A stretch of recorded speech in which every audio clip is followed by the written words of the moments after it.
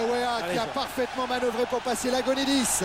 Weah toujours, un joueur à droite, il préfère y aller tout seul. Il frappe d'extérieur du pied. Ça passe tout près de la cage de Gabric. J'avais déjà remarqué tout le match que j'ai vu. Le remplacement défensif, il est très lent, très long.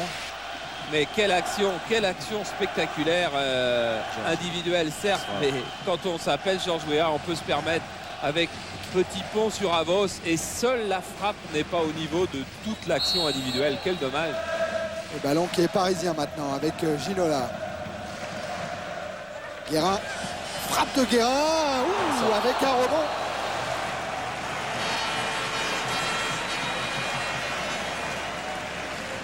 Elle a effleuré la main droite de Gabric.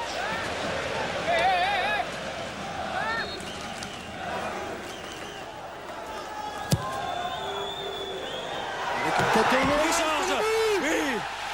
but de Georges Weah qui après 12 minutes en première période ouvre le score au Parc des Princes face au PAOK Salonique.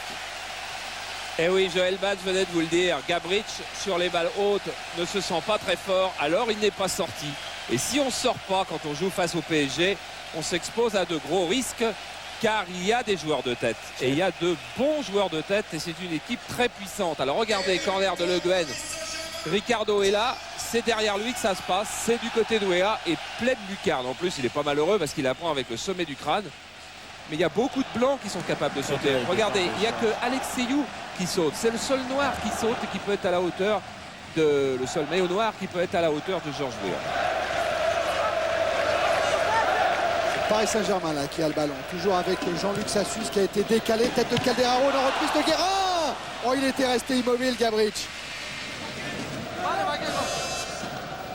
C'est Lagonidis qui s'est chargé de la surveillance de Georges Weah.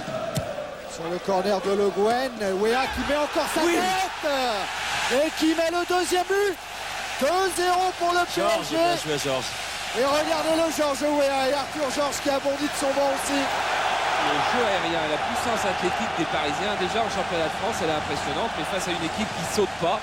Regardez, il y a du monde et Weah est seul. Et une fois de plus, seul Alexeyou va sauter. Et le pauvre, il ne peut pas sauter sur tout le monde. Alors il va choisir d'aller sauter sur Ricardo, là à gauche, voilà. Mais comme Ricardo n'a pas le ballon, Weah est seul derrière. Weah qui a laissé pour Calderaro. Calderaro à nouveau pour Le Guen, frappe pied gauche. Et il est gaucher, Paul Le Guen. Et c'est pour ça que ce tir est passé très près du montant gauche de Gabric.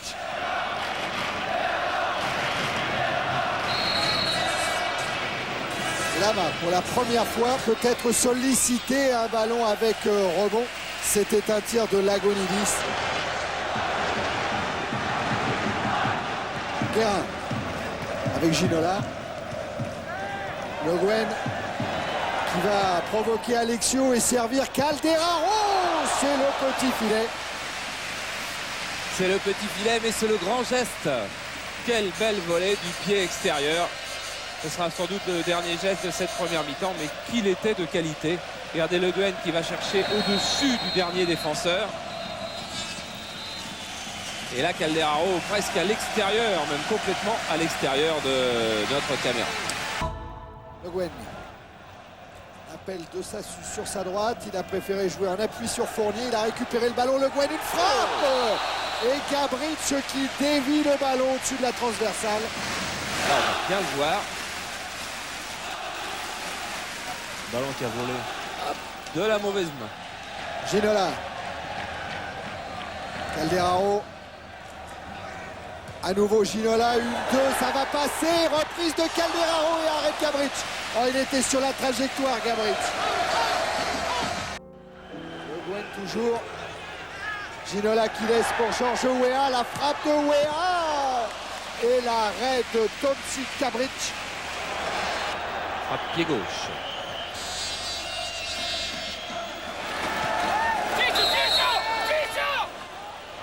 Ginola qui le joue pour Daniel Bravo. L'intervention de la défense centrale de Salonique. J'ai peur que ça soit fini. Pas encore. Il regarde sa montre, c'est vrai, monsieur McGinley. Et le voilà, le coup de sifflet final. Le Paris Saint-Germain d'un Arthur Georges pas très satisfait. S'impose quand même 2-0 face au PAOK.